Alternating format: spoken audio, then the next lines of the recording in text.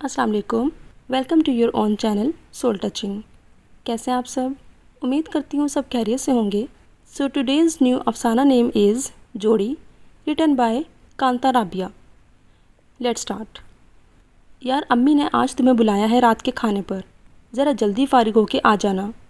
کاشف نے اپنے دوست شہزاد سے کہا، جو تعلیم مکمل کر کے 2 سال جوتیاں چٹکانے کے بعد ایک اچھی ملازمت کے حصول میں کامیاب ہو چکا تھا، اور جب سے ملازمت میں گاڑی دفتری اوقات کے لیے ملی، دور پار کی سب خالائیں آنٹیاں دن رات رابطے کی کوشش میں رہتیں.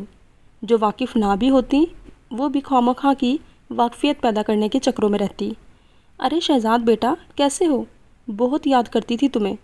تمہیں یاد ہے بچپن میں تمہارے لیے میں نے بہت سے پتنگ بنا کے دیے. ارے شازی تم، کیا حال ہے؟ کہاں ہوتے ہو؟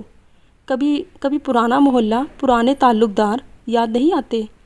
غیر گھار کے ایسے فکرے اس کے کانوں میں منتقل کیے جاتے. اور تو اور یونیورسٹی کی جس لڑکی کو اس کی جاب اور برات کا پتہ چلا تو وہ بھی ٹریٹ لینے کے چکروں میں تھی. ظاہر ہے اب کاشف کی امی کا بلانا بھی اسی سلسلے میں تھا، اور وہ پرانی یادوں کو جوتے کی نوک سے ٹھوکر لگانا چاہتا تھا. شہزاد جس کے لیے ماضی عذاب اور عورت کا ہر روپ گالی تھا. باپ کے مرنے کے بعد ماں نے دوسری شادی کر لی اور وہ بوڑھی نانی کے پاس رہا. نانی نے دنیا دکھاوے کو اس کے سر پر ہاتھ تو رکھ دیا، مگر ان کی تمام عنایات کا مرکز یتیم مسکین نواسہ نہیں بلکہ پوتیاں تھیں، شمائلہ اور شنائلہ.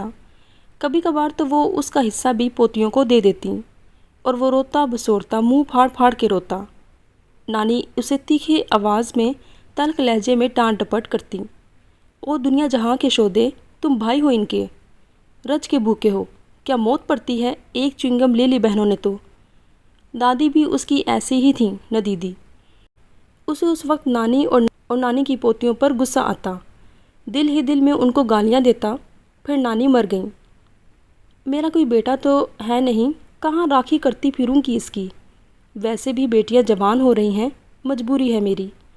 مامی نے یہ سخت فکرہ نرم سے لہجے میں کہہ کر اسے اس سکول میں داخل کروایا جس میں ہاسٹل بھی تھا. شروع میں وہ ہر چھٹی پر ماموں کے ہاں آتا رہا. پھر مامی کی بیماری کے بعد اس نے آنا چھوڑ دیا. رہ گئی ددیال تو چچی کے اکسانے پر چچا نے اس سے صاف کاغذ پر بہانے سے کہا، یار اس پر اپنا نام تو لکھ کر دکھاؤ. اس نے نام لکھا. او نہیں یار اس کونے میں لکھ. چچا نے نیچے بائیں کونے کی طرف اشارہ کیا. چچی انسٹرکٹر کے طور پر پاس ہی کھڑی تھیں.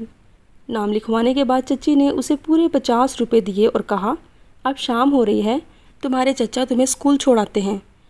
نام دستخط کے طور پر لکھوایا تھا، جو ابا کی ایک چھوٹی سی دکان تھی. اب وہ دکان ان 50 روپوں کے عوض چچا کی ملکیت ہوئی.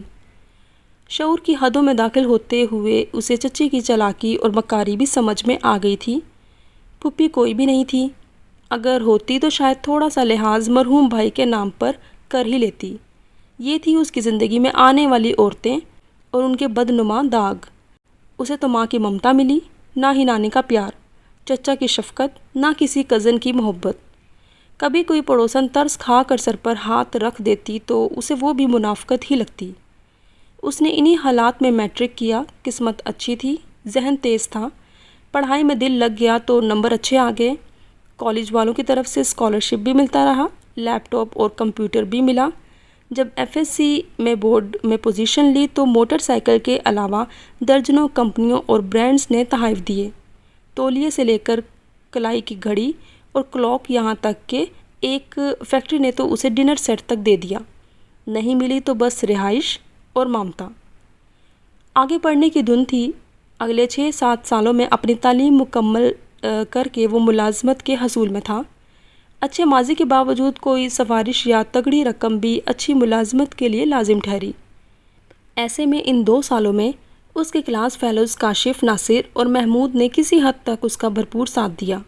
ہر ویکینڈ پر وہ اسے اپنے ساتھ لے جاتے.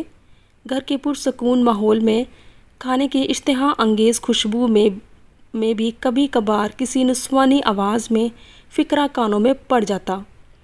وہ شہزادہ جس کو نوکری نہیں مل رہی، وہ شہزادہ، اچھا وہ بن ماں باپ کا بچہ. وہ پلیٹ میں چمچ رکھ کر واپس آ جاتا خاموشی سے. سب پوچھتے رہ جاتے کہ کیا ہوا یار، کھانا کیوں چھوڑ دیا؟ کہاں جا رہے ہو؟ اور وہ فقرہ جو دھیمی آواز میں گھر کے کسی اندرونی حصے میں کہا گیا ہوتا تھا، وہ اور کسی کے کانوں میں تو نہ پہنچتا، ہاں اس کے باریک سانپ جیسے کانوں میں گھس کر زلزلے لے آتا۔ اسے عورت کے ہر روپ سے ہی نفرت ہو گئی تھی۔ عورت تو ہمدردی کی آڑ میں بھی زہریلی ناگن ہوتی ہے۔ اب جب سے اسے ملازمت ملی، گاڑی اور کمپنی کی طرف سے گھر ملا، ہر راہ چلتی عورت اسے مشکوک لگتی۔ ہو نہ ہو یہ ابھی رک کر اسے پھسلانے کی کوشش کرے گی۔ وہ عام حالات میں عورتوں سے 4 فٹ اور ان خاص حالات میں تو 14 فٹ دور رہتا۔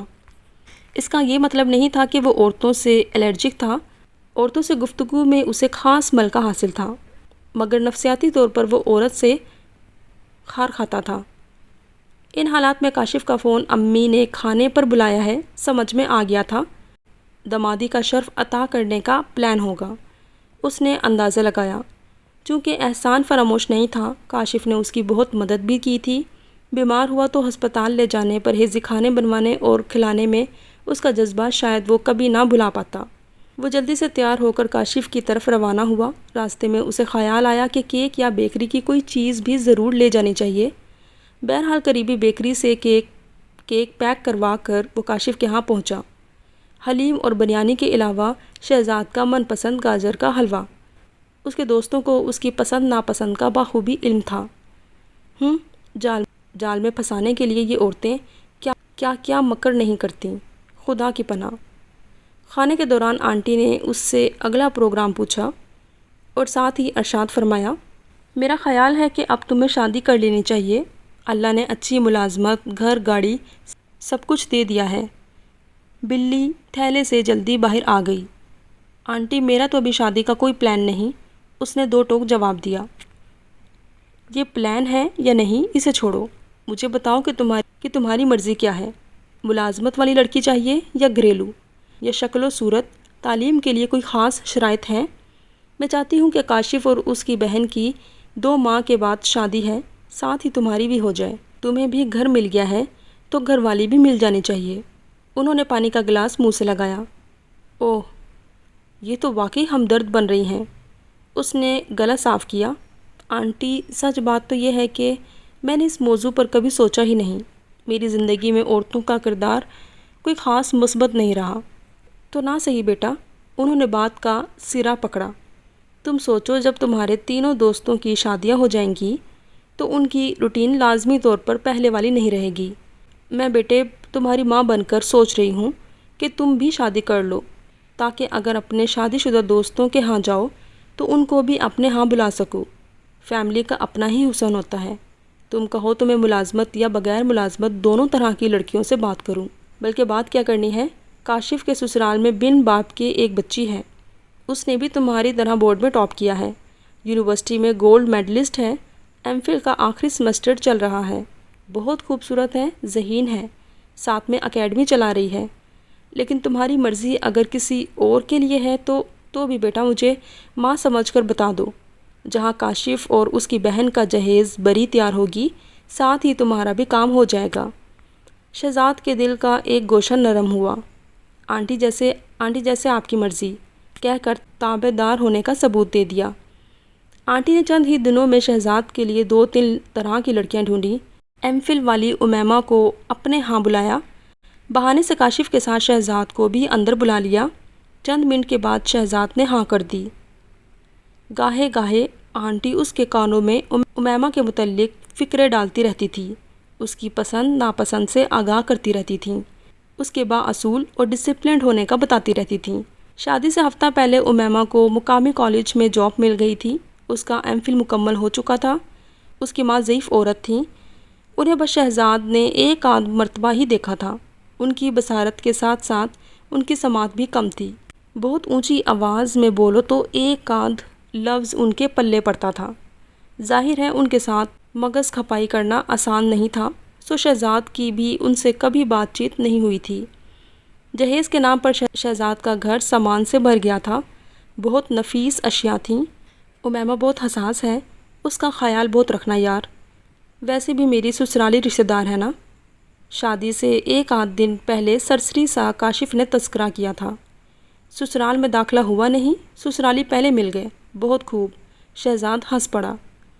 شہزاد نے شادی کے دن تک امیمہ سے بات نہیں کی تھی۔ وہ نہیں چاہتا تھا کہ عورتوں کے متعلق اس کے خیالات امیمہ کو شادی سے پہلے ہی پتہ چل جائیں۔ بارات خوب سج دھج کے روانہ ہوئی۔ نکاح ہوا۔ امیمہ بنت احسان ندیم وٹو، حق مہر بعوض 4 تولہ سونا، امیمہ زوجہ شہزاد اکرم سندھو بن گئی۔ کھانا بہت ہی عمدہ تھا، گنے چنے لوگ تھے، بارات وقت پر پہنچی تھی، رخصتی بھی جلدی ہی ہو گئی۔ سارے دوست، ان کے گھر والے اس کے گھر میں موجود تھے۔ گزشتہ کئی دنوں سے وہ اٹھتے بیٹھتے اپنے ذہن میں امیمہ سے گفتگو کے فکرے ترتیب دیتا رہتا۔ گربہ کشتن کہہ لو یا جو بھی، میں عورت سے بدلہ تو نہیں لے سکتا، ہاں عورت کو اس کی اوقات ضرور یاد دلوا سکتا ہوں۔ اگر مرد منہ نہ لگائے تو عورت کے ساتھ کیا بیتتی ہے، یہ دیکھنے کی آرزو تھی۔ کمرے میں قدم رکھتے ہی اسے بھیانک ماضی، عورتوں سے ڈسا ہوا اور مکروہ ماضی یاد آ گیا۔ اس نے پہلا قدم رکھا۔ السلام علیکم، قدرے سخت لہجے میں اس نے سلام کر کے کلہ اتار کر صوفے پر بے دردی سے پھینکا۔ گویا سامنے کلہ نہیں، ماضی کی عورت تھی۔ سامنے بغیر گھونگھٹ کے امیمہ تھی۔ حسن تھی یا پھر حسن کا استعارہ تھی؟ وعلیکم، قدرے لٹھ مار انداز میں جواب آیا۔ شہزاد کی نظر اس کے چہرے پر گوند کی طرح جم گئی۔ بہت خوبصورت عورتیں اس نے دیکھی تھیں، مگر پارلر کا کمال تھا یا وہ تھی ہی حسینہ؟ شہزاد کے پاس بیٹھنے پر اس نے بڑی بڑی آنکھیں شہزاد کے چہرے پر گاڑ دیں۔ شہزاد کا بڑھا ہوا ہاتھ یکتلک اس نے پیچھے کیا۔ شہزاد صاحب، ٹھیک ہے آپ میرے شوہر ہیں، لیکن برا مت مانیں، مجھے ایڈجسٹ ہونے میں تھوڑا ٹائم لگے گا، اور اس رشتے کو تسلیم کرنے اور نبھانے میں بھی۔ میری ماں کو میرے باپ نے طلاق دے دی تھی۔ وہ کسی بھی طرح سے شریف انسان نہیں تھا۔ میری ماں مار پیٹ گالی گلوچ برداشت کرتی رہی، میکے سے پیسے لا لا کر دیتی رہی۔ اس نے فرما برداری میں حد ختم کر دی، اور باپ نے خباثت میں بالآخر طلاق دے دی۔ میری ماں ہم دونوں بہن بھائیوں کو لے کر دوسرے شہر چلی گئی اور یہ مشہور کیا کہ بچوں کا باپ مر گیا ہے۔ اس کا کہنا تھا کہ طلاق یافتہ عورت پر لوگ ترس نہیں کھاتے، بیوہ پر ترس کھا لیتے ہیں۔ بھائی نے جوانی میں پاؤں بعد میں رکھا اور باپ کے نقش قدم پر پہلے۔ وہی مار دھاڑ، پیسے مانگنا، کبھی مجھے مارتا تو کبھی امی سے لڑتا۔ بالآخر ایک قتل کے الزام میں 18 سال کی عمر میں وہ جیل چلا گیا۔ آپ مجھے تھوڑا سا ٹائم دیں، میرے خیال میں مردوں سے مردے زیادہ اچھے ہوتے ہیں، جو کم از کم اذیت تو نہیں دیتے۔ کبھی خالو نے دست درازی کی کوشش کی تو کبھی تایا جائیداد کے نام پر جھوٹے دعوے دار بن گئے۔ میں تو شادی کرنا ہی نہیں چاہتی تھی، مگر یہ معاشرہ بغیر شادی کی عورت کو اچھا نہیں سمجھتا۔ پھر یہ کہ کاشف بھائی کی امی کے مجھ پر بہت سے احسانات ہیں، ان کا حکم ماننے کے علاوہ کوئی چارہ نہ تھا۔ وہ ذرا رکی۔ سچ پوچھیں تو میں تو مردوں سے ویسے ہی 10 فٹ دور رہنا پسند کرتی تھی، اور امیمہ بول رہی تھی اور شہزاد سائیں سائیں کرتے دماغ کو دونوں ہاتھوں سے قابو کرنے میں مصروف تھا۔ نہ کچھ سنائی دے رہا تھا اور نہ دکھائی دے رہا تھا، بس بت بنا بیٹھا تھا۔ ختم شد۔ آئی ہوپ آپ کو یہ چھوٹا سا افسانہ پسند آیا ہوگا۔ اسی کے ساتھ اختتام کرتے ہیں کہ اپنا بہت خیال رکھیے گا، دعاؤں میں یاد رکھیے گا۔ Take care. اللہ حافظ۔